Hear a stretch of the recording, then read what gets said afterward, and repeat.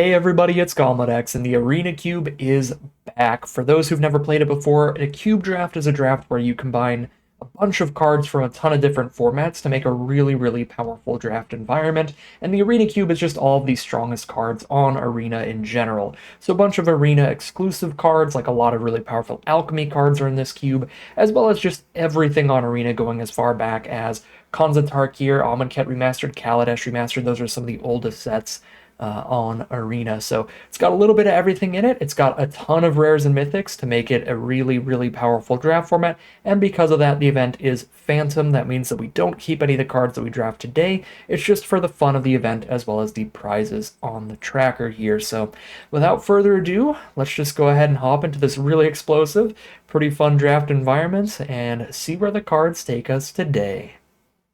All right, and here we are for our pack one pick one with a ton of incredibly powerful options in very, very different directions here. We have some excellent 6-drop finishers like Sublime Epiphany and Kogla here. Some really good mid-range threats like the Sheoldred that can take over the game with that life drain. Some efficient removal with Sheoldred's Edict. And some really cheap aggressive creatures like Bloodthirsty Adversary, Phantasmal Image potentially. So lots and lots of solid options here, and you can kind of head in whatever archetypes you're most comfortable with and whatever you enjoy the most in Cube Draft because all the cards are so powerful that you can end up kind of building a deck in really any color pair, whatever you're comfortable with. So I don't really know what I want to do today, honestly. This is a lot to take in. It's been a while since a cube draft, and there's tons of cards that have not been in the cube before. Obviously, a lot of Duskmourn cards here, as well as some of the newer Alchemy cards that haven't been in the cube before. I think I'm just still gonna go with just a tried and true Sheoldred here. Just very good for any grindier, mid-rangey kind of deck. Always gonna be a must-be-killed threat. Otherwise, you're gonna very quickly, very easily be winning the race at all times with that life drain. So I'm just going to start with Sheoldred here, and I think that is a perfectly reasonable, perfectly safe pick. For pack 1, pick 2, now we have Gix, Yawgmoth Praetor. That's a pretty good card with Sheoldred because it's going to draw extra cards for us. We do have to pay the 1 life to draw the cards, but obviously not really much of a payment in the first place, and especially if we have a Sheoldred on board to gain the life back. It's going to be just a really good card draw engine, so I like the Gix a lot here. There's also Murderous Cut for good removal. Cold Steel Heart is flexible, fixing, and ramp, so I do like to take that early, especially in the Chromatic Cube. Chromatic Cube tends to be like really multicolored and really bomb heavy and top end heavy here, but let's just start with a really nice mono black just value deck here. Gix into Sheoldred as a potential absurd curve. Pick 3, speaking of mono black value, Murderous Rider is a removal spell and a creature all in one. It's a nice 2-for-1 by itself, and of course the lifelinking body is quite nice for grinding out a long game as well, so I like the Rider a lot. Uro, probably the strongest card in the pack. Banned in multiple formats. Really nasty card immediately. Gains you some life, draws you a card, slaps a land on the board, gives you that good ramp, and when you escape it from your graveyard later, the fact that it can do that every single turn, really, really gross. So I like Uro a lot, but I don't know if I want to go full Sultai here, especially starting with 2 double black cards. We have just a really safe, really easy Murderous Rider or Fatal Push pick here for removal, but I'll go for the Rider. Pick 4. All right. Mono black mid-range just continues to be a clear path we can take here. We've got Languish or Preacher of the Schism. If we want to be more control-y, obviously the Languish is great. The one issue I see with it right now is that it kills our Gix and our Murderous Rider, and our Gix is the kind of card that wants us to curve out with a bunch of creatures aggressively. We'd ideally want to run a lot of 1 and 2 mana creatures with this card so that by the time we cast it, we immediately draw a card off of it. We don't actually have to hit our opponent with Gix himself. So cards like Preacher of the Schism work really well with Gix, and cards like Board Wipes are a little awkward with Gix. So I could see staying just more aggressive here and taking Preacher of the Schism over the Languish here, and honestly, I think that's what I'm going to do. Pick number 5. See a very solid secondary color here with Mosswood Dread Knight and Deathrite Shaman both in the pack. Two excellent Golgari cards. The Deathrite Shaman, you really need to get some fetch lands to go with it to actually make it into mana ramp. So it's a little more narrow. But the Dread Knight, the problem with this is we have to play green for it. We could still play Deathrite Shaman in a mono black deck. That said, I do think that Golgari mid-range grindy value piles have been very, very good on Arena for a while, obviously crushing it in Standard right now. There's tons of cards that go really well together. Just green-black value stuff with card draw, trading your creatures off aggressively, lots of good life gain in the color pair to beat the more aggressive decks. I like heading towards Golgari off of this Mosswood Dread Knight. Just keep recasting it over and over and over, drawing cards over and over, and trading it off over and over. Pick 6. Really want to take Pest Infestation here, but what do we got? Cackling Observer. 3 mana, 3/1. Target opponent reveals each non-land card in their hand. You choose one and exile it. When it dies, they seek a non-land card with a lesser mana value. So when it dies, they don't even get the card back. They get a cheaper card than whatever you chose. So something slightly weaker on average. And then Inquisition is good hand disruption. Pest Infestation is just super gross, right? Though 3 mana for 2/1/1 pests, 5 mana for 4 of them. You blow up all the artifacts and enchantments every time pretty easily. Yeah. I mean, we're so deep into black, honestly. I'm still going to take Observer over the Pest Infestation, just on the off chance that there is like a mono black deck in this cube. I'm not 100% confident if there is or isn't. But if they did put Grey Merchant and stuff like that, then mono black would be pretty sweet. I did not look over the full cube list, though, when I started this. I just wanted to get right into it and get the game going. So pick 8, now we've got Tenacious Underdog. It's somewhat similar to Mosswood Dread Knight, but this is the more aggressive version. You have to attack with it and blitz it in, and then keep drawing the cards to recast it from grave. The Dread Knight, you can just recast the adventure and then play the body and hold it up as a blocker, but the Underdog just always gets in. Either way, it's another good value creature for cheap. Pick 9, Sheoldred's Edict here over Enduring Vitality and Kogla. Both solid options towards the green, but it looks like even if we are going to be Golgari, we're going to be much deeper into black than green, so trying to avoid double green and triple green mana costs to make our mana base a little easier. Pick 10, certainly no triple green costs. That's an easy murderous cut here, although Cold Steelheart is certainly a little bit of competition. Cult Conscript, just to get some 1-drops to go with Gix could be a thing too, but I want to get some more interaction here off of just really 2 pieces of removal, even in black, a very removal-heavy color. We are pretty light on removal. Pick 11, nothing much here. Speculate on a Triome for fixing, speculate on a Triumph for fixing, and this one we can play if we're Golgari. It's going to be a green-black tap land. We can also cycle if we're flooded out. Don't have to play the red for it. Yeah, we're not going to be aggressive for Courier. Take a Miglaws if we end up splashing red. Pillar of Flame or removal if we end up splashing red. Again, unlikely, but might as well. When there's nothing on color in the pack. Take that chance to speculate. And yeah, tons of red fixing in the end here. Not tons, but a couple that we didn't really have to spend a pick on. Alright, pack 2, pick 1. What have we got? I'm thinking Deep Cavern Bat here. This card works great with the Gix because it's an evasive threat to get through and guarantee that you're poking your opponent with. And it's great hand disruption early. You get rid of their cheap card so that by the time that they kill this, whatever they're getting back isn't that high impact in the late game. So just take whatever they're planning on playing turn 3 with the bat and have a good time. Liliana's a good card too. Grindier, kind of slower one. But I want to get that ball rolling a little quicker here, considering we only have 1 black 2-drop right now, and I want more to go with the Gix. The Pylon is also good, but since we did get that Murderous Cut to have 3 removal spells by now, I think we can try to wheel it, and if it doesn't, we're not completely out of luck here. We've still got some removal at the ready. Pack 2, pick 2. Ooh, Virtue of Persistence. Oh, we could literally play the Golgari mid-range deck. Could we not? We could play Innkeeper's Talent, and I'm sure Vraska's in the cube. So if we get this leveled up to level 3, then the combo is that when you play Vraska, she enters the battlefield with double her loyalty, and you can immediately ultimate Vraska, which puts 9 poison counters on your opponent. But because you put that many poison counters on them, and this adds to the counters, they just immediately take 10 poison and die. So it's a very cute, very fun combo. But we're also in a really good spot to potentially be mono black, and Virtue of Persistence is a really flexible card because it's the cheap removal to keep you around, giving something -3/-3 and gaining 2 life, and it's the finisher, reanimating one of your creatures from any grave, every turn for free. So I really like Virtue of Persistence. Pick 3, there's a Sorin. We've got some random life gain in here, and Sorin can do it as well with Lifelink and Extort. Mono black, jammin'.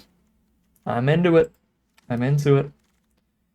Pick 4, there's a Tiny Bones here. That's going to... Oh, Sorin's trying to talk to me. That's going to get our Gix going nice and early, and when our opponent has any permanents in their grave, casting stuff from their deck for free is quite fun. Grave Expectations. Heist target opponent's library. Exile up to 3 target cards from your opponent's graveyard and gain 3. Probably better to stay Golgari here and grab a Sentinel. Just insane amounts of value off that thing, or a Bristlebud Farmer, or even a Fabled Passage to help fix. But I do love me some monocolored nonsense. And Heist is a really powerful ability. So you get 3 non-lands from your opponent's deck at random. You're like pondering from your opponent's deck at instant speed. It's actually probably pretty good, especially in Cube when everybody has such powerful cards. So Harvester of Misery, another excellent card here. So it's kind of like the Long Goodbye. So the Long Goodbye obviously can't be countered and guaranteed destroys anything with mana value 3 or less. Harvester can kill a decent amount of what the Long Goodbye can kill with that -2/-2 ability for the same mana cost of 2 mana. And because it's a discard ability instead of a spell, it's hard to counter that unless they have Ward. But with an actual counter spell, usually you're not countering abilities, so it can kill most of what Long Goodbye can kill, and obviously it has that flexibility of hitting the board as your 5-drop, and being like a one-sided board wipe, keeping your Harvester out, but clearing out all of your opponent's creatures. Alright, well, Breach the Multiverse is absurd in Cube. You get to the 7 mana, and then you boom, play the best permanent out of each player's top 10, and anything else in their graveyard. Yeah, Breach is just an instant win kind of spell for the late game. Pick 8, Jadar. Jadar's super fine with Gix, and just being aggressive in general. Only competition here really is the Woodland Cemetery if I still want to play Golgari. But we can make this draft really simple and just take the excellent black spells each pack and still have a full deck. Could ramp with the Iron Crag. We now have 2 7-drop finishers, so I'll take that Iron Crag. Just need to find 6 more playables in the last pack, and that should be easy enough. What is this thing? Manifest Dread. When you conjure duplicates of this?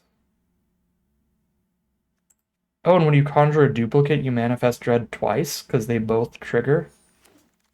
That's very funny.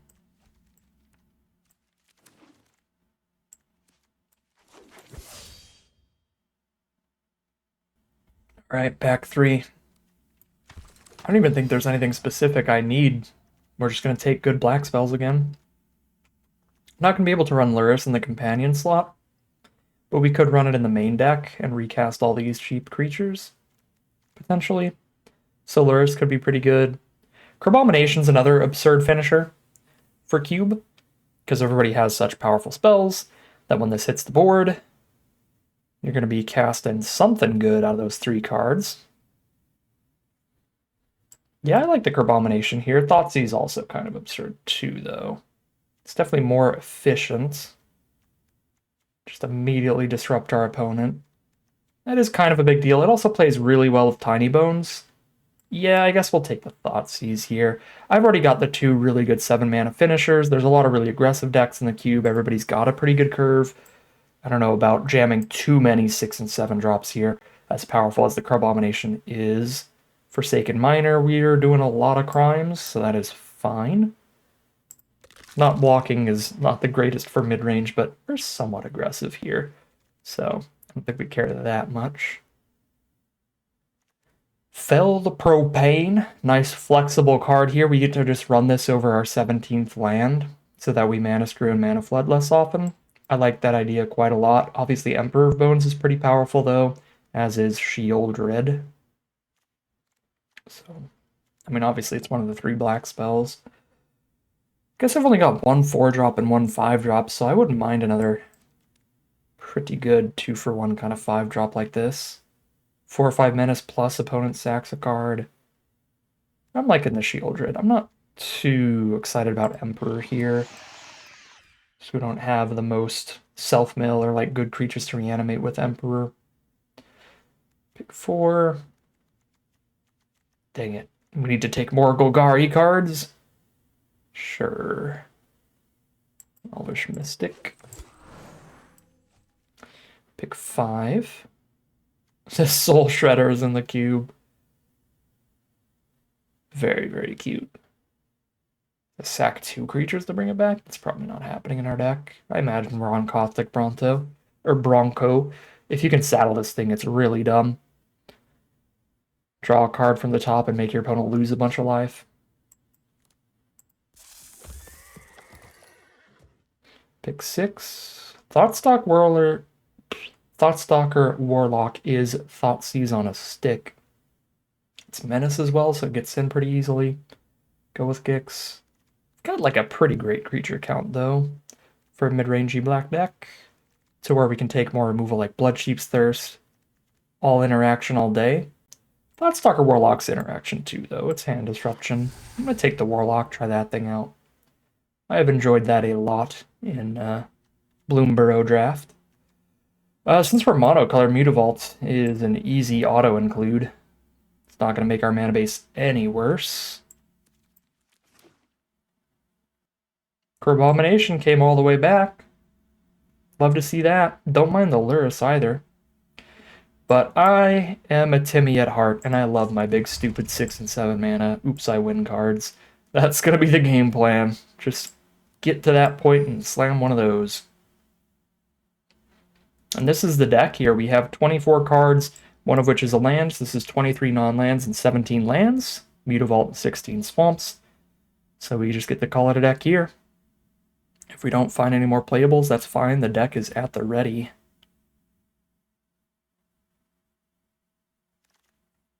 But we do Fell the Propane, and it's perfect because the Fell the Propane counts as a land, so we don't even have to cut anything for it. We get to run 16 lands and a Fell.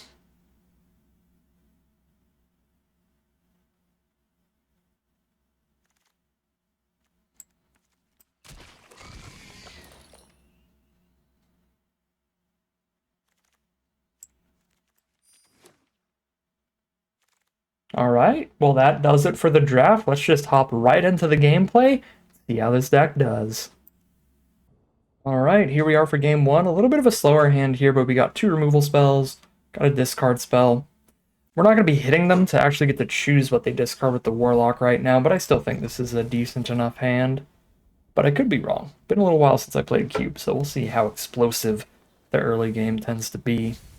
I imagine this is perfectly reasonable, though. They're on Jund over there. Milled in Unholy Heat. There's an Overlord of the Baelmerk. So in a few turns, that's going to be a pretty big threat. But for now, it's just going to be a 2-mana draw a card. And they draw the Blossoming Turtle. It's going to be a lot of good value there. Probably going to have to blow up the turtle.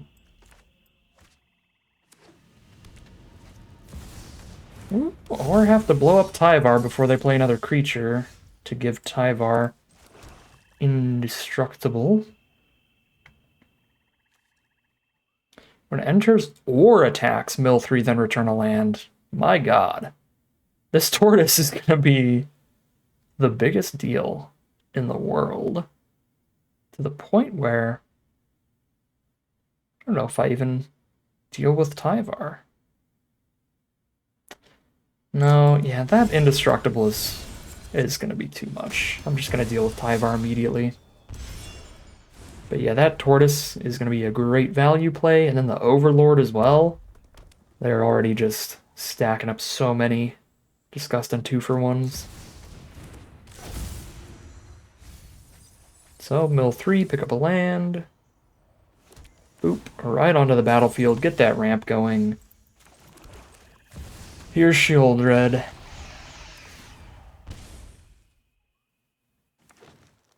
And they're going to ramp again, be at 7-man already. There's the Crucius. They can discard any land in their hand to get any spell, or cheap spells to get better spells. Apparently their hand is so good, though, they don't even want to use Crucius, which is terrifying. I hate to see that.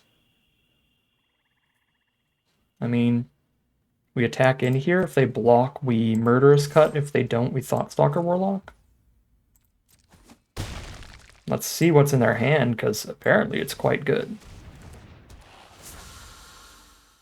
Yeah, Breach the Multiverse and Lumra, both quite good, but Breach the Multiverse will be way harder for us to beat, because at least Lumra is just one standalone gigantic threat that we can blow up with a Murderous Cut.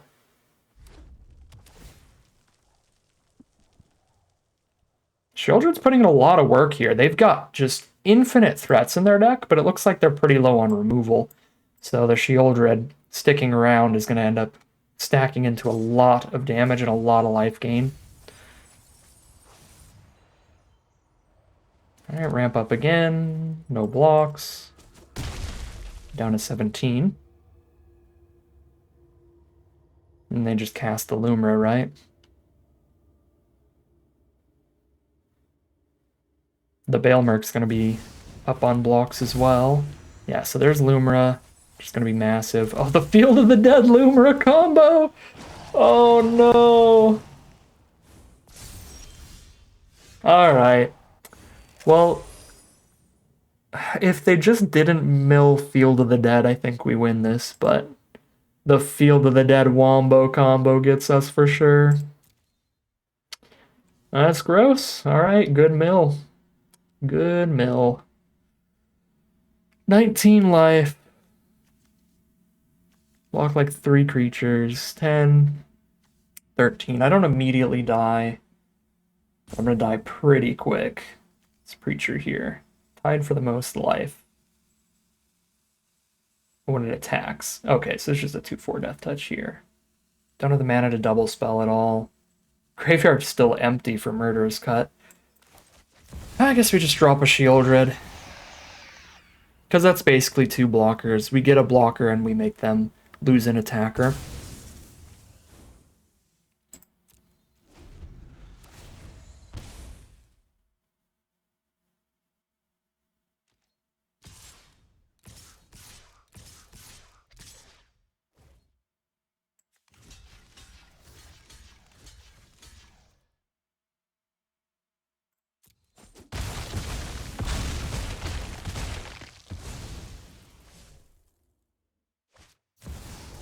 Primeval Titan is the top deck with the Field of the Dead on board. Man. I guess even if they didn't have Field of the Dead on board, Primeval Titan gets to search for the Field of the Dead, so that's a pretty strong one. 1 mana off from a shot here. Breach the Multiverse can do absurd things. Just destroys 1 creature. Yeah, better just have the blocker up then. Cast double blocker or blocker plus Murderous Cut. I imagine it's blocker plus Murderous Cut. It's actually a lifelinking blocker. Death Touch blocker kills Overlord. Kill Overlord, block there, take 1, 2, 3, 4, 5, 10, go to 13. Yeah, I survived with a Death Touch blocker. So we play the Death Touch blocker. Murderous Cut Primeval Titan pre-combat. Because otherwise they get 2 more 2/2s off of that swing. Plus it's their biggest attacker, it's their trampling one.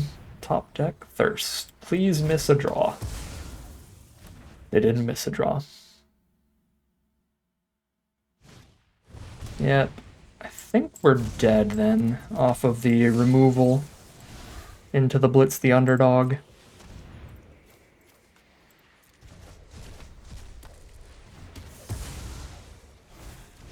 Yeah, we're exactly dead even without the Underdog Blitz. Dang. Alright. Did what we could. It is 0-1 heading into game 2. Alright, game 2. This curve is actually really, really good. Deep Cavern Bat to disrupt them, get rid of their removal for Deep Cavern Bat, and then have the evasive threat to poke them with for the Warlock to trigger as well. This is a very, very good start. Okay. Gotta get rid of the shove aside, otherwise they tarn into a red source and shove the bat, get back whatever I exiled anyway. Cool.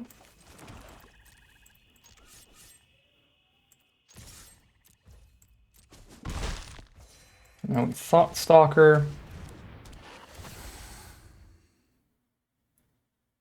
Fable the Mirror Breaker for the play next turn. I imagine we get rid of that. I don't think I Thought Stalker the Time Warp because there are several cards in this cube that let you flash back an instant or sorcery from your grave anyway.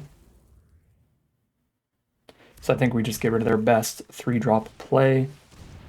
And they top deck Larcenist. Well, that's pretty bad.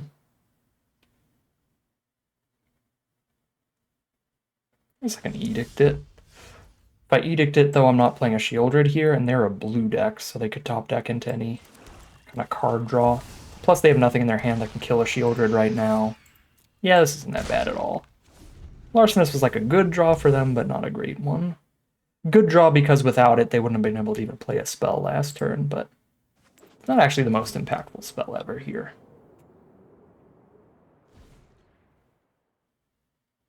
They go for the blue. They're trying to set up a Time Warp over just getting blockers down here.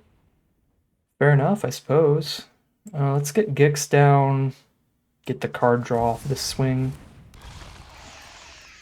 See if we can get our land drop for turn. Yep, this is really good with Shieldred.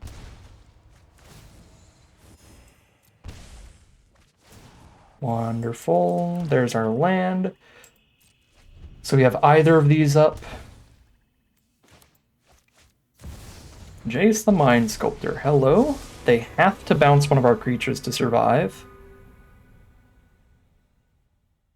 And then by killing the Larcenist, we'll have lethal on board.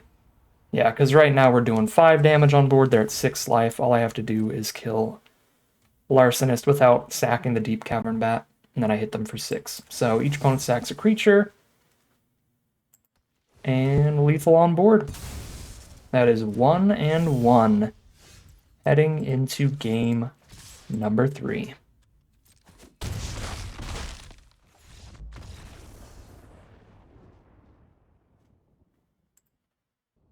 Alright, curve starts on 2 again. Love to see that. We are in the draw here. Ooh, top deck Thoughtseize. Rakdos, Sakdos. Aggro nonsense. I'm just gonna rip this Overlord.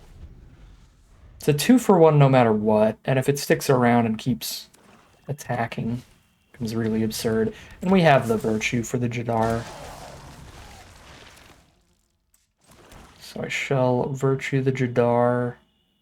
We have to do that, because if I play the bat, they can just Bombardment, sack the Decayed Zombie, kill the bat. That's pretty bad.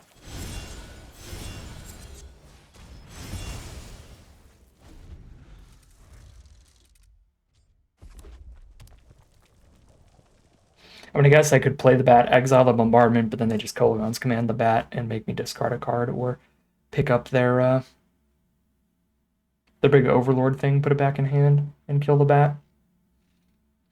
Either version's a pretty good 2-for-1.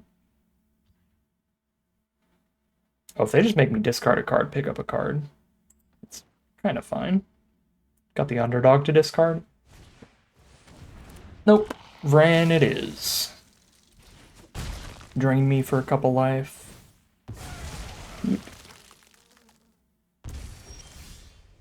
There's our own Jadar. Yeah, the double removal from them's a little annoying here.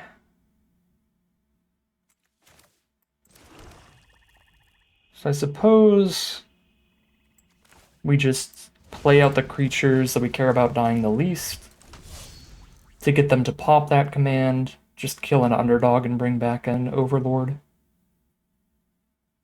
And then we'll just bat the Overlord, hopefully, eventually.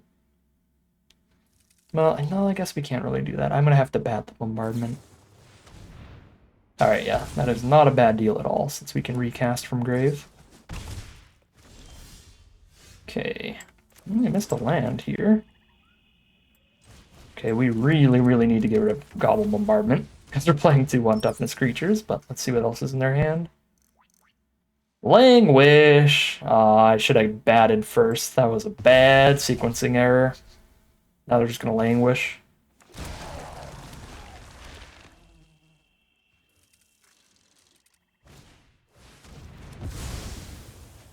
At least we kill one of their cards. Caustic Bronco. I think I would rather just draw the card right now.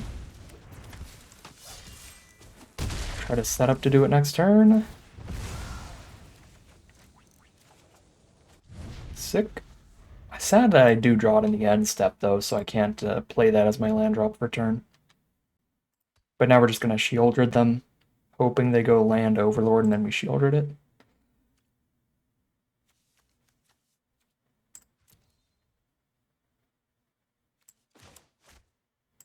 Yeah, I'm sad about that bat sequencing. We'll have to do that very differently in the future. Always bat first, see exactly what's in their hand, and then do your other stuff. Oh, they're just going to poke me for 2, sure.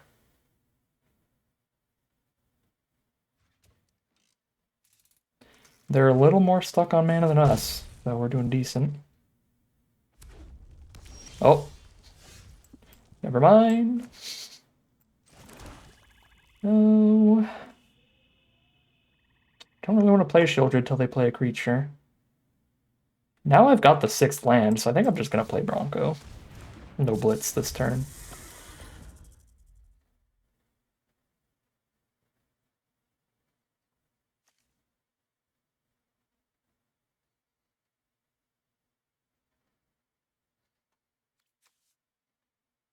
Card at random from grave, top of library, card at random from hand. We know their hand is good.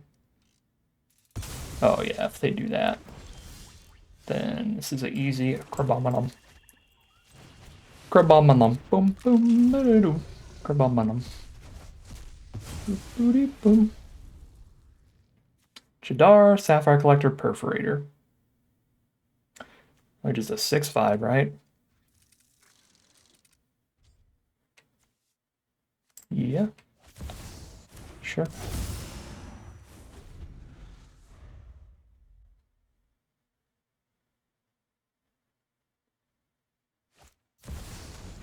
Hello, Overlord. Here comes Shieldred.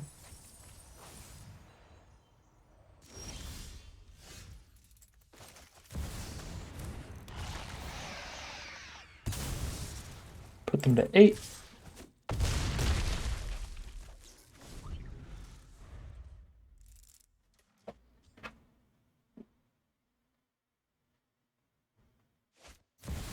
Despite them having a million cards in hand, I'm feeling somewhat comfy here. Alright, yeah, just one Death Toucher. Send in the squad. Blitz might even be lethal. Block 7. 7's not lethal. It's real close, though. I guess I can Edict them and Blitz, and that should be lethal.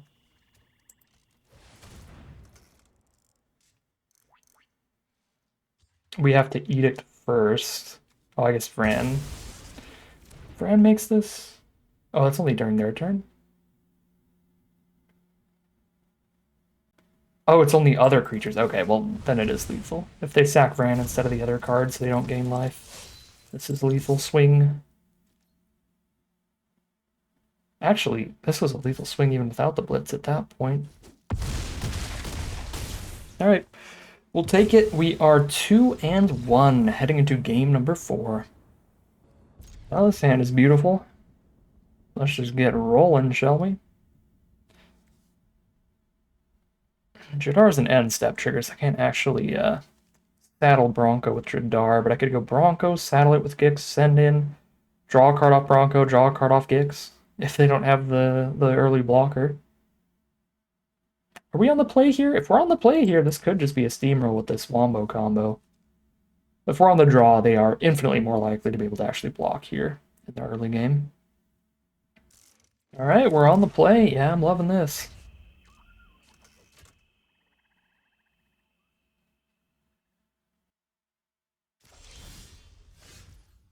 Get the Mutavault summoning sickness out of the way.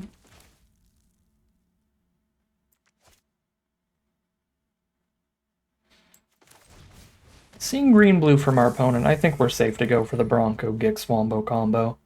But technically, Jadar would be more likely to get a Gix trigger next turn.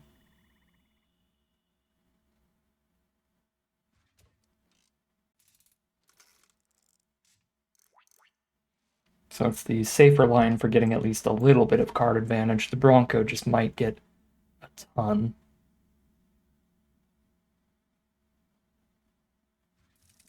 I'm just going to removal spell it here. Yep.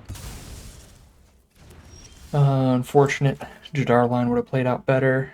But the Tiny Bones draw is very good here. Now I can go Tiny Bones Jadar into the Gix.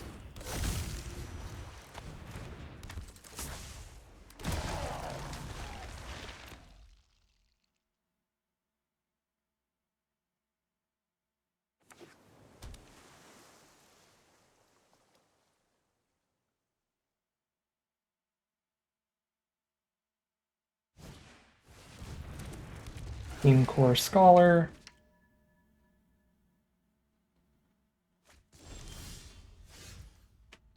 Thorn.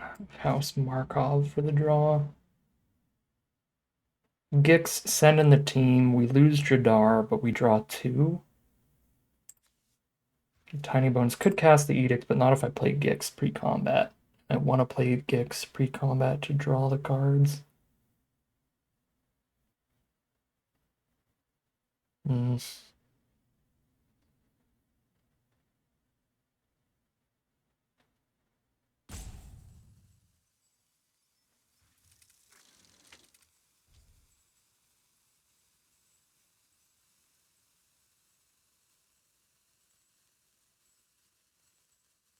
Guess I could just draw the 1 here.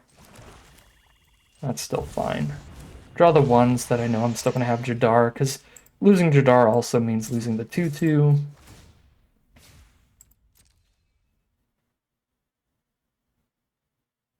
We definitely lose Tiny Bones here. I can't imagine they don't block Tiny Bones.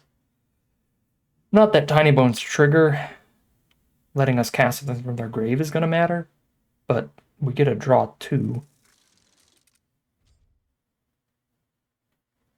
The Scholar is just a 2/2 here.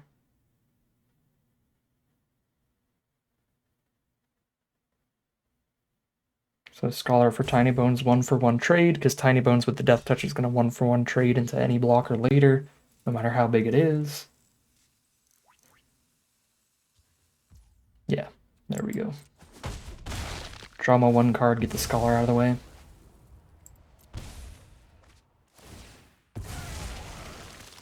Virtue is a very nice draw. That synergizes very well with our Sorin. Need to gain 3 or more life. So if I Sorin, and then I extort a Virtue of Persistence, that's 3 life right there. Then Sorin flips in the post-combat main phase. Deals 3 to anything I want, or makes some food.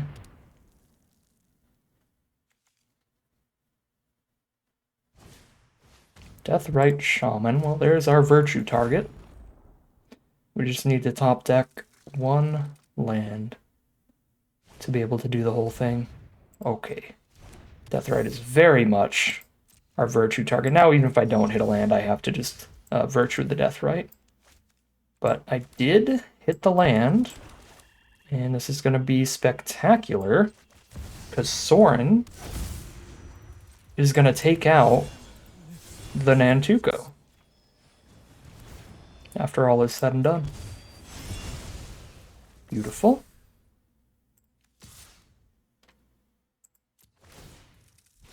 Get my 2 damage in.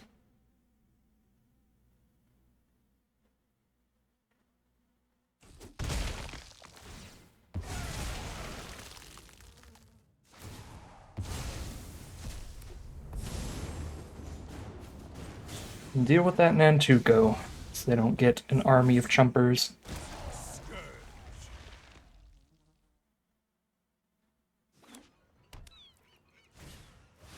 Cruelty of Gix. Goodbye, Preacher.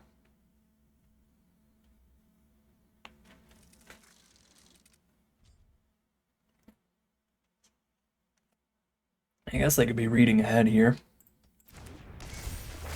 They even have like a 3/3? A 3-mana 2/2, I guess. Okay, Cut's not a bad draw.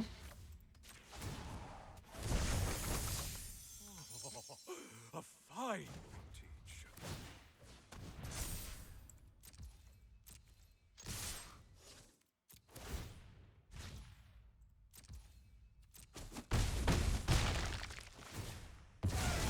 Okay, so they get to tutor for whatever they need now.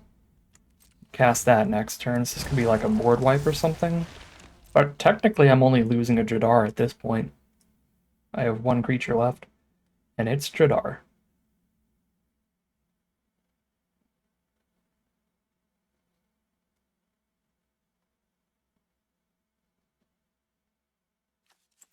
Three cards in grave, so cut is 2 mana as the minimum. But if they play a small enough creature I need to kill, I can always sack the food and use Sorin to kill it. Although Sorin can shoot the face too, so with the opponent down to 9 or 7, sorry, getting tempting to just save the food towards Sorin shooting their face.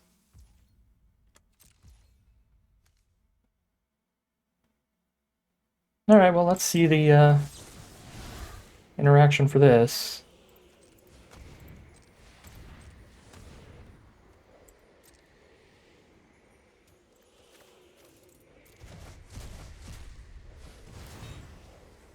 Oh, I forgot about Extort. I'm dumb. Forgot the flip side has Extort too. I should have exiled 1 more card. I mean, I guess I have the Virtue coming up, so we would theoretically want something engraved, but they're gonna die before we hit 7 mana most likely. Where it's better to just get the extra damage. Okay, discard the Vaultborn Tyrant for the Cruelty of Gix is the plan there. I'm 1 damage off? Oh no, I'm dumb, I'm not. If they don't have interaction, they're still dead. I forgot about Mutavault for some reason.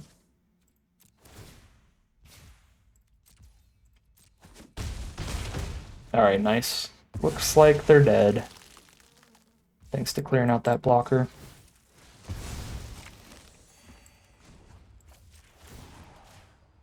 Alright, sore in the face, and we are 3-1. Heading into game number 5. I think you need to get 4 wins in these cube events to be at the break-even point, but it might be 5. They're phantoms, so I feel like 4 would be a fair spot to break even. Nope. Still need to get 5 wins to break even on the gold. A little surprising. Yeah, these aren't the greatest value. They're really just for fun, it looks like. Yeah, 5 wins you need to be at the break-even point. All right, 3-1, heading into round number 5.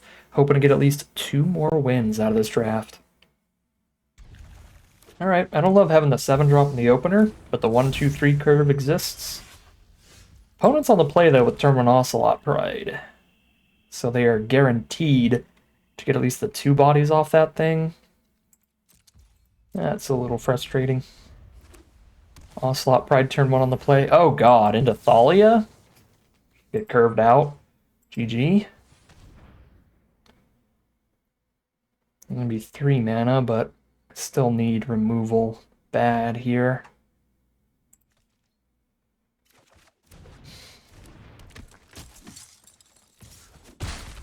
Yeah, the Thalia attacks with the Onslaught getting in. Hopefully the Thalia attacks works well for us. It is a double-edged sword. Hopefully it taxes them out of their removal for Sorin. And he's the roadblock we need for now. Alright. He's the roadblock we need for now.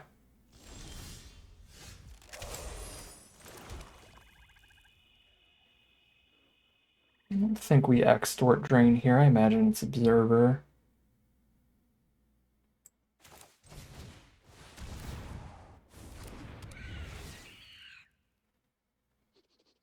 Reveals each non-land card in their hand. So they have 2 lands. Alright. We might be fine. Land, they're playing off the top.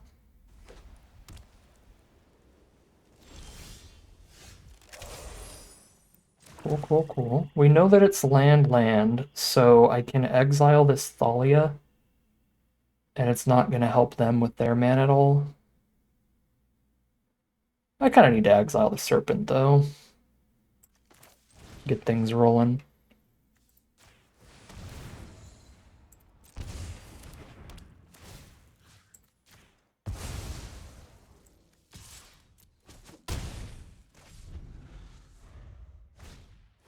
Split Skin Doll, draw a card. We know they still have at least 1 more land in their hand, and that's if they didn't draw any more. Let me wait on that. I'm definitely playing it this turn. I just need to know if I need it untapped. If I play it untapped, I get to extort again. Probably the play. I guess I'll Thoughtseize non-extorted and then pay the 2 for propane and extort the Bronco.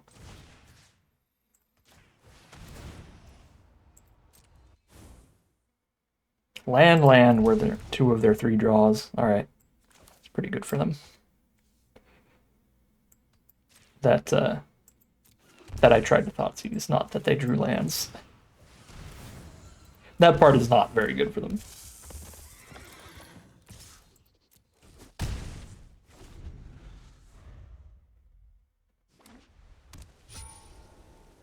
Well, they got the City's Blessing. It's something for sure.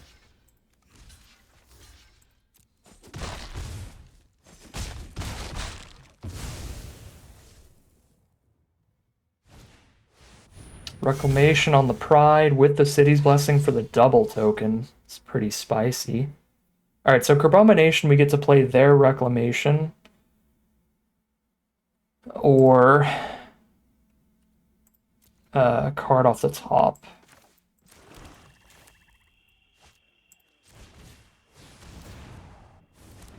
Reclamation wouldn't do anything, so we're really hoping we hit something good off the top. Because I'm not going to just skip playing something this turn. Alright, sick. Is Bronco getting in here? No. I want to have several blockers up to stop the Onslaught Pride nonsense.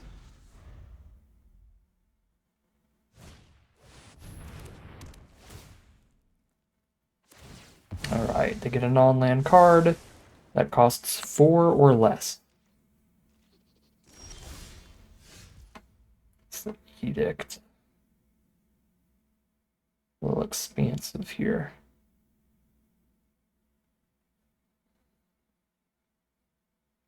Bronco runs right into Thalia.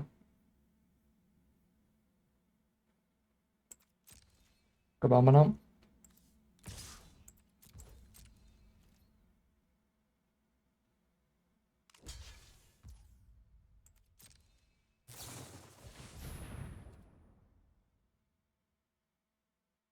Okay. That's still just a chump. Since Philia is an attack trigger.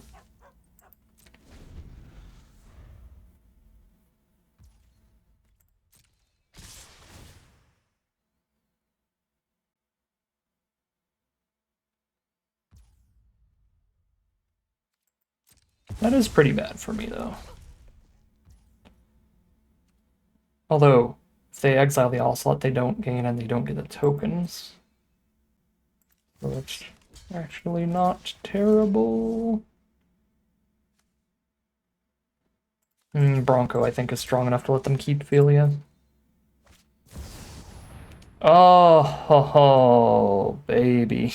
Well, I only lose one Lion Sash. Everything else still survives. When a non-angel creature you control dies, transform Archangel. Deal 3 to each other creature and each opponent. Each other creature and each opponent? So that includes their creatures, right? Yes. Whenever a non-angel creature you control dies. Beginning of the next upkeep. So it's going to go to my turn. I'll lose Bronco, but I'll keep Crab and Sorin, and they'll lose their whole board if I trigger the Avacyn here.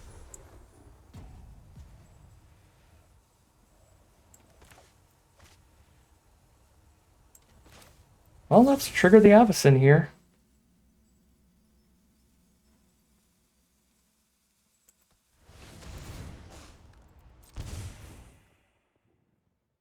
Or they can sack the Avacyn. That's fine with me too.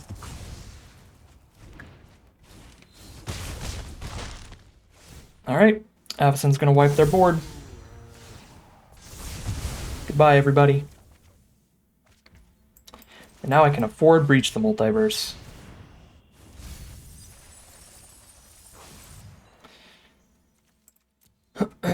What do we got? Oh, Overlord, I see. Sure. Yeah. There's a concession. The white Overlord for all of the chumpers I would ever need for Avacyn. Alright, super nasty stuff. We are now 4-1 heading into game 6. Alright, game 5. We get to really play the aggro role here with Forsaken Miner into Tenacious Underdog. Should be fun. Opponent starts with Agent of Raffine. 2-mana tap, draw a card. It's a really efficient little card draw engine.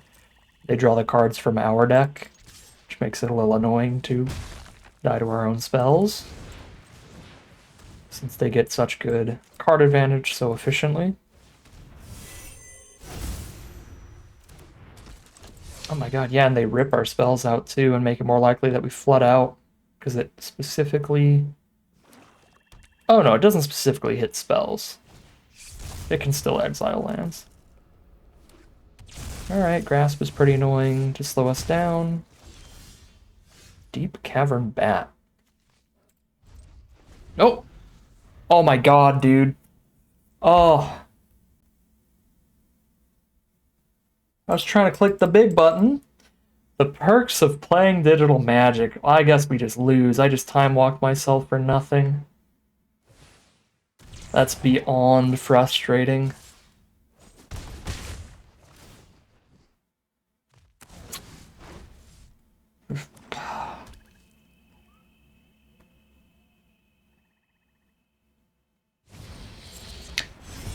The missed flick shot.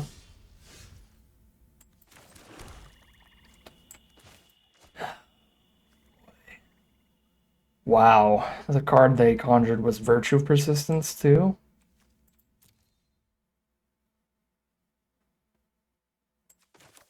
Well, Harvester of Misery is going to be big. Let's see what else they got going for them.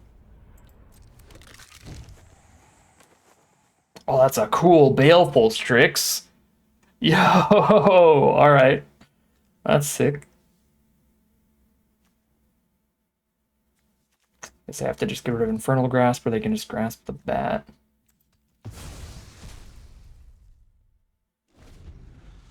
And we know they have this exclude, so we need to play around that, trying to get the Harvester of the Shieldred down. This is frustrating. Seeing that combination of cards and knowing how our curve would play out here, I think this is a pretty good game. If I don't just skip my turn for nothing. But now I'm very far behind.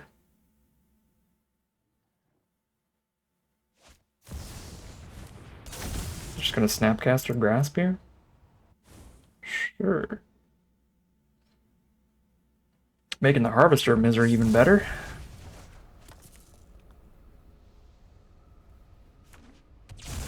Which we would cast this turn if I played every land drop instead of time walking myself.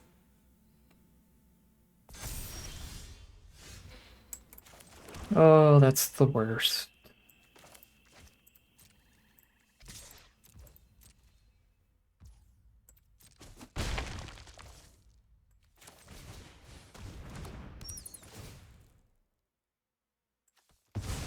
Can't really take the exclude here, because they have the mana to just grasp or fading hope and hold up exclude.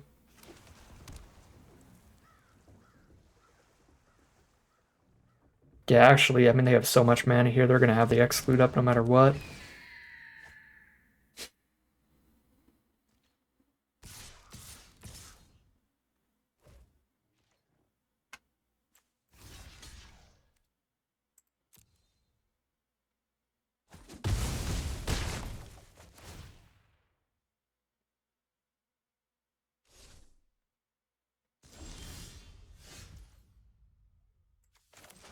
Alright, and I can't Harvester because they have the exclude. Can't Shieldred because they have the exclude. Yeah, I'm just moving on. I just clicked the concede button. I misclicked and clicked concede this game. Absolutely tragic. 4-2 heading into game 7. Alright, here we are for game number 7. Great curve, and we're on the play.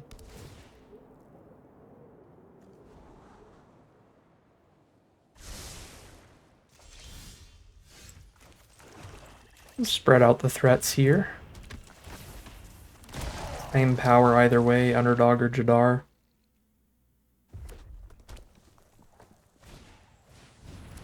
Spirited Companion is the blocker. Got Preacher here. Imagine.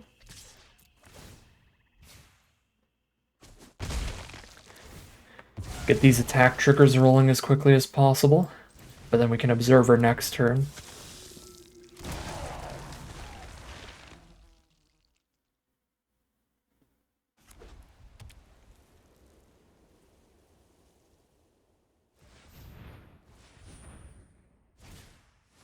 Luminarch Aspirant, that's a broken one.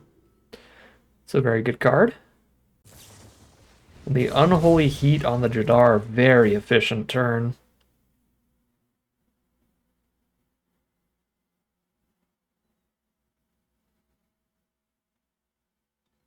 Be incredibly surprised to see them put a counter on their Aspirant here.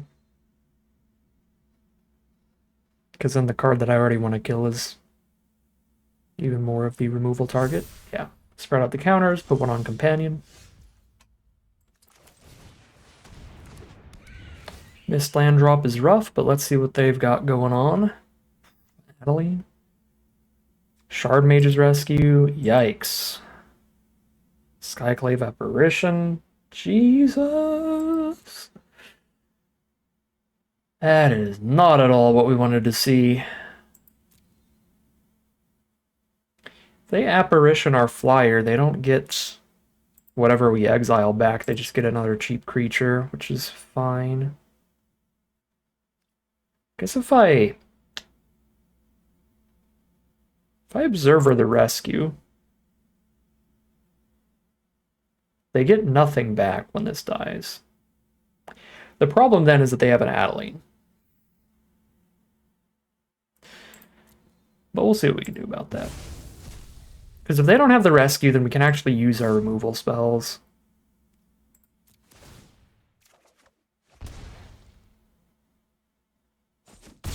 And now if they do kill the Cackling Observer with Skyclave Apparition or anything else, they don't get anything back out of it. Unless they're running a 0-drop. Ooh. Some card that was not in their hand a second ago.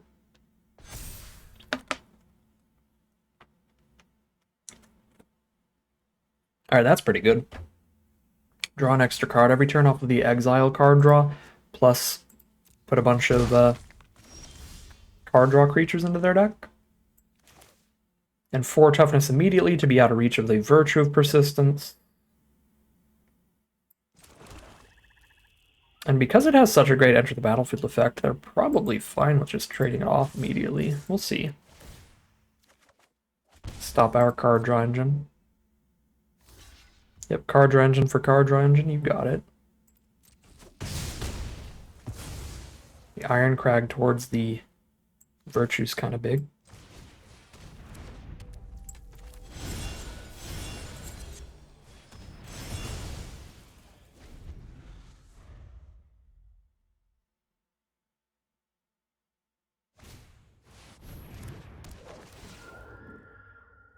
Goodbye, Observer, but they don't get anything back. Yep.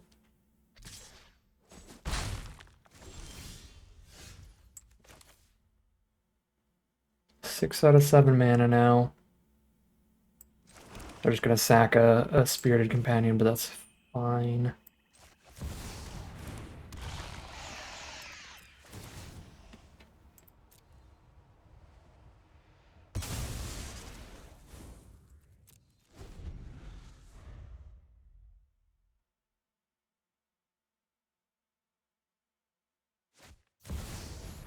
A Johnny? What a beautiful day, brother. Trying to be on your side, opponent. I want you to draw the mana you need too. But you just keep drawing scary spells. Kind of do everything.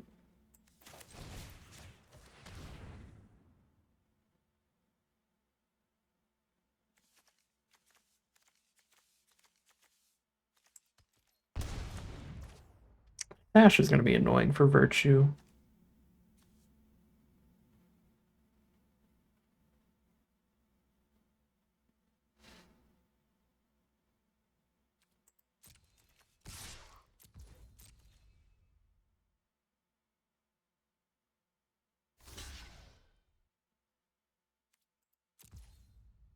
Five toughness is a heck of a drug. I guess it's just a chump here. Sure. Flip the Ajani, you got it. Ajani doesn't really matter without another red permanent. I mean, Ajani matters, but not a huge amount without a red permanent. Okay, I guess I can't Murderous Cut unless they blow up one of my cards here. But then I can Murderous Cut. Well, they hit the Showdown mana. Oh, they didn't go for Showdown. If they went for Showdown here, they'd get the shoot off of the Ajani 0, as well as the card draw. But I guess they're just deciding to go for all blockers, which is fair. It also means they're pretty dead. Virtue, when is this trigger? Kind of your upkeep. That doesn't work well against the Sash anyway. So I think I'm just murdering the Sash, sending in the whole squad. That's going to block 3, 4, 5, 6, 7, 8, 9, 10, 11. Not quite lethal. Close enough. Oh, they've got the Foundry. Can make a 1/1 as well.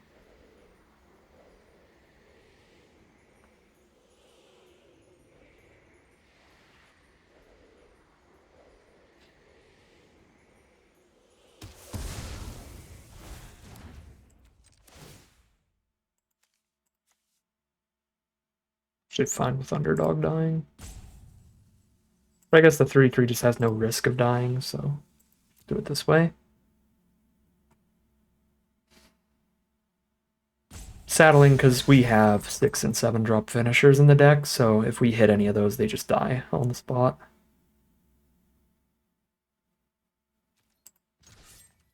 Whee!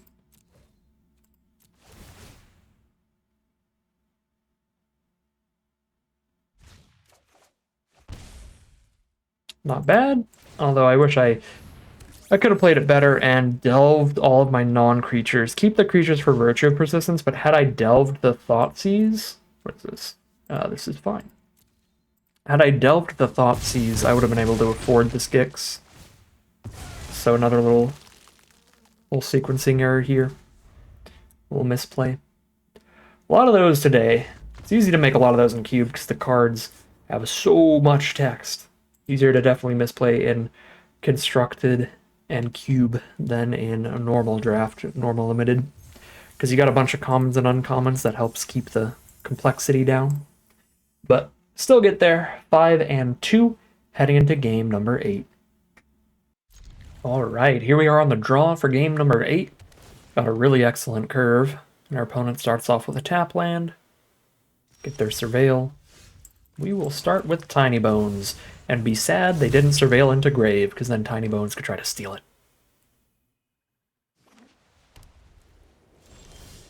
Alright. Are you going to do anything about my tiny little friend? Nope. You're going to take a damage. Here's Soren.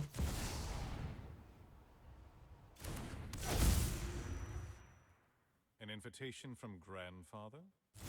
Curious. Sure. Soren gets bounced. Slow us down a little here.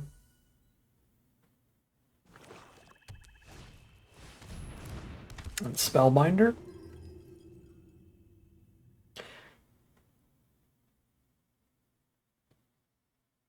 Opponent is on Flying Nuisances the deck.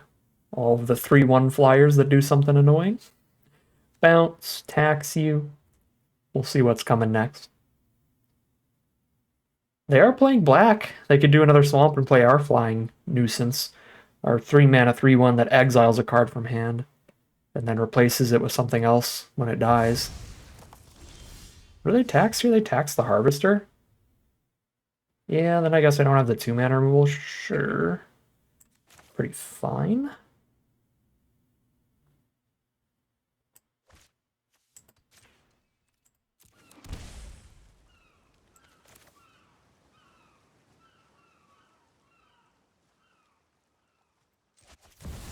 Shooting myself kind of a lot here, but I think it's worth the tempo. Tire of adults pretending they know how to fix everything. That looks like a Day of Judgment to me. They don't have a second white source, actually.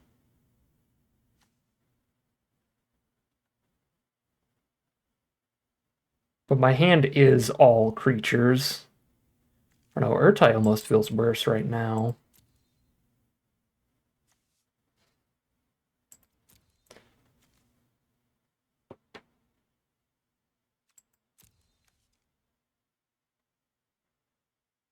Less than or equal to the number of colors and mana spent to cast this. It's going to be 1 color for me, so recasting their prismatic ending is going to suck. Yeah, let's just hit Urtai.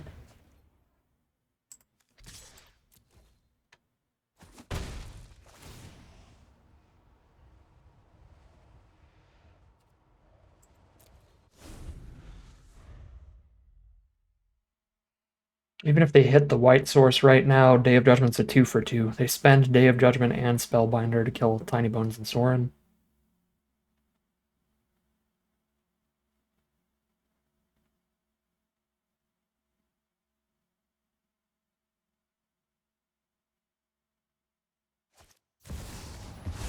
Okay, 1/1 removal on the Soren.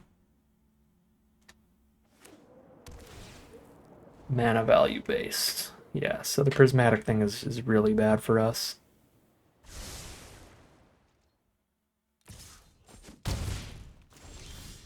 Alright, drop the sword and kind of force their hand with the 2 for 2 here. Although I could... it feels better to just play the Urtai against them.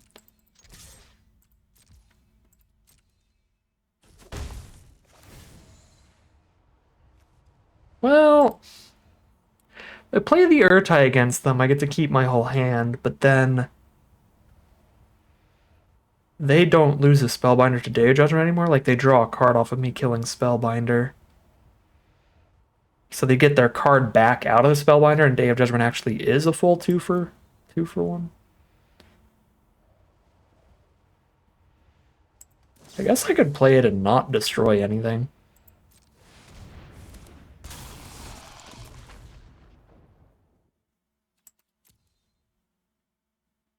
This could be so wrong. But if I blow up Spellbinder, they draw a card and 2 for 1 Day of Judgment instead of 2 for 2. Like, I'm giving them a lot of card advantage shooting that Spellbinder. think I can outrace it. I really don't think I need to kill it there.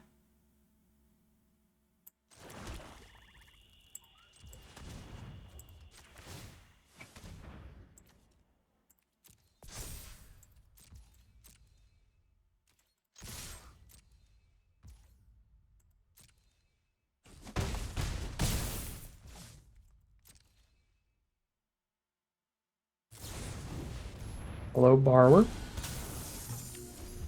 I should have removed while they were tapped here. Just clicking kind of quick.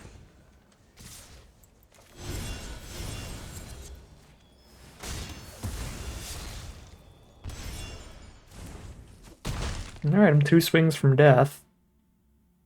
But I get to Spellbinder. I get to Spellbinder them, I guess.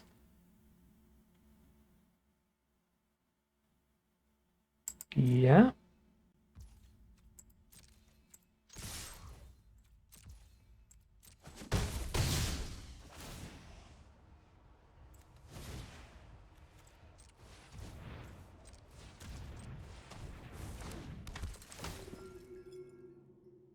Sublime Epiphany. Just force them to Day of Judgment here by hitting Sublime Epiphany, then they can't do that.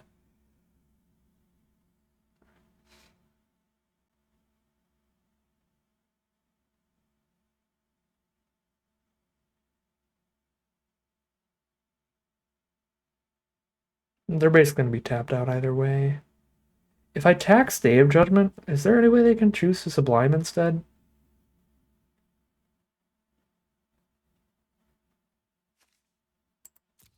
I don't think so, but I'm just going to tax the Epiphany because I'm pretty confident they have to Day of Judgment here.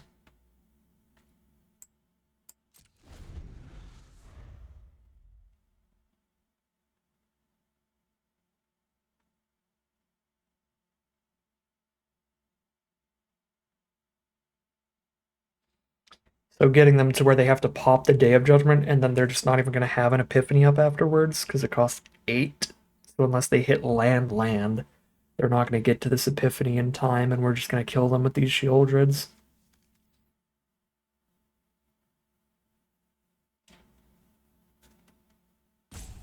Because they're at 6 out of 8 mana for Epiphany.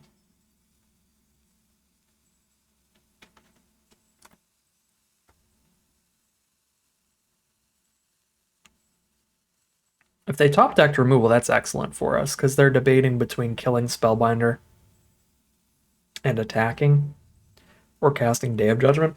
If they kill Spellbinder attack, they're dead, because we blitz the underdog, which is part of why I didn't play it. The unrevealed underdog could randomly find lethal. The other reason I didn't play it is because they already kind of have to Day of Judgment if they don't top deck removal. And this way we have the option of a 2-mana underdog and a 4-mana Sheoldred if we hit a land next turn for the maximum board state post-board wipe.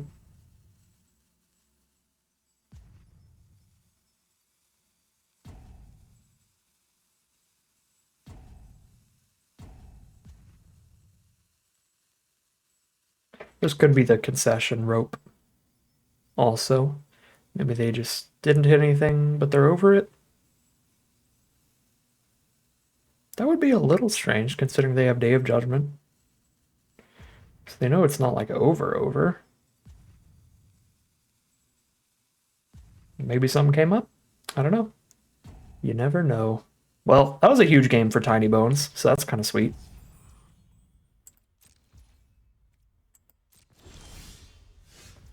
Okay. I already hit for lethal, they don't have Epiphany up. I do need to clear out the Borrower, or it can block the Spellbinder and we don't hit for lethal, so I will clear that out. But then we send in the squad hit for 7.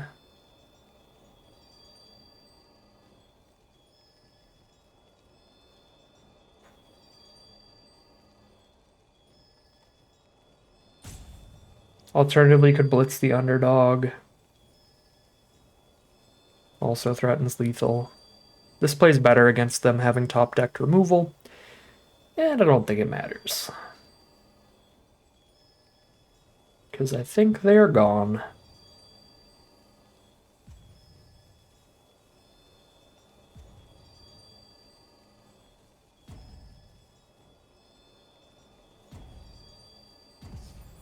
All right, they are indeed. And we are now, what, 5-2 in the money out of the draft, no matter what? Nice recovery from the misclick punt earlier today. Don't know if we would have won that game without misclicking. Oh my god, we're actually 6-2. We're in the money instead of just breaking even.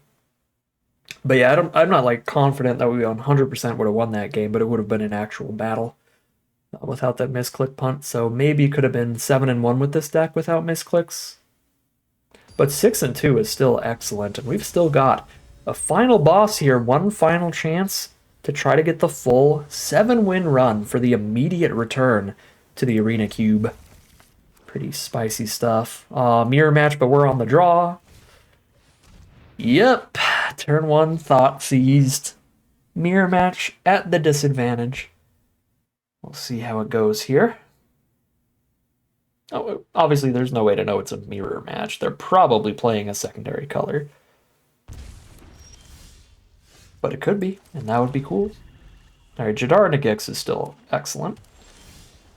That is our most likely way to actually draw cards off of the Gix, because it's 2 attackers, turn 3. And seeing blue-black from our opponent, that is some really removal-heavy colors to not want to just like Bronco. Alright, Larcenist is frustrating. That is kind of perfect here. Because 3 toughness and clears out Jadar, so it deals with both creatures with just the 1 card. Rip. Has no abilities. Alright.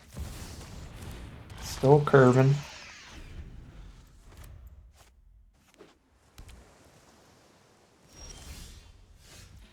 Preacher of the Schism.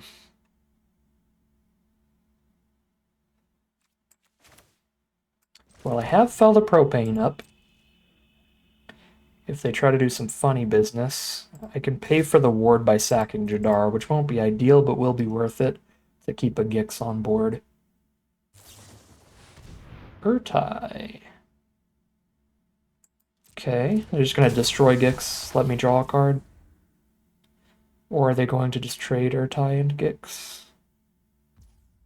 They're going to let me draw a card here? Sure, I'll take it.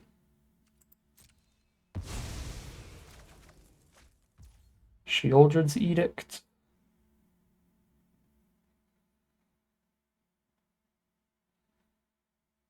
They're down to 3 cards in hand here. We don't need full card advantage. I think I can just sack the Jadar to go for the Sheoldred.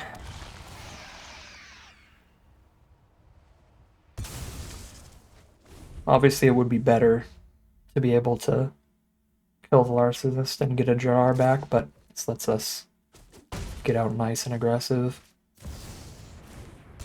We Snapcaster and Thoughtseize. Yeah, annoying, but fine.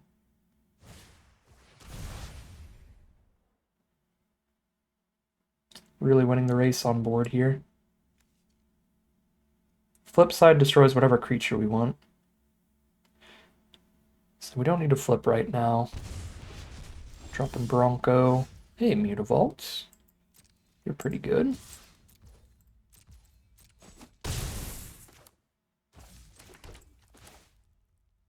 Bronco's down. We've got the Edict held up.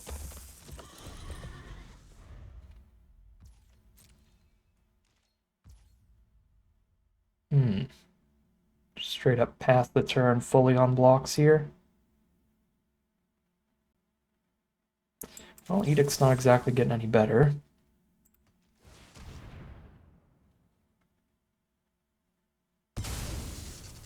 It's always just going to kill a Snapcaster. Hello there.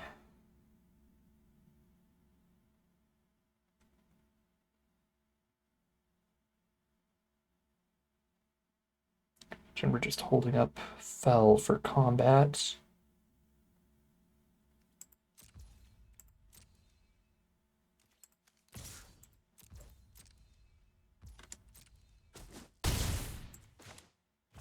Probably getting countered, but it is what it is. We don't have another line.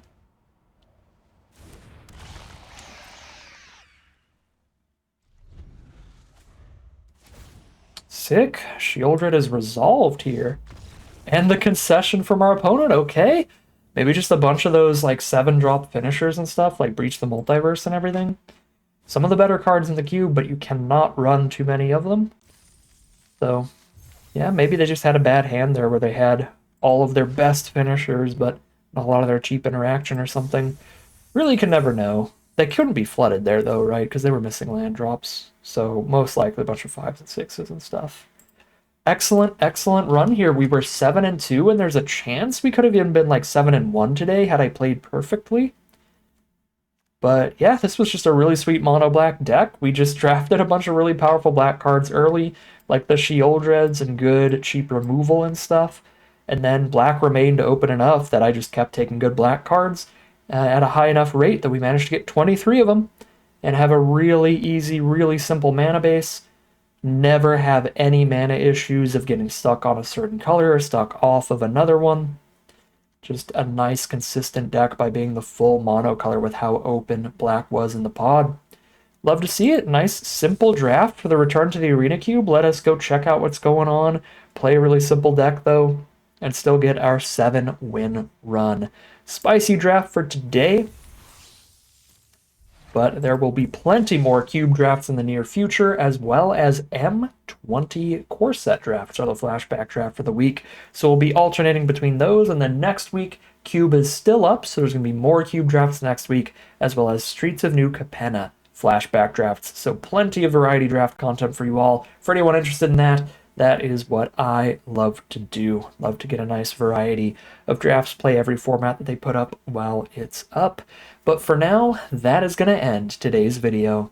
As always, I'd like to thank my patrons and YouTube members for their support, as well as you for watching the video. If you enjoyed it and you're interested in seeing some more, you can always like, comment, and subscribe to tell the YouTube algorithm to send you some more on your recommended feed. If you'd like to catch me live, you can check out the Twitch channel in the link in the description below. If you'd like to support the channel directly, you can check out the Patreon link in the description below. But other than that, as always, thank you very much for watching, and I'll see you again soon for some more Magic Arena.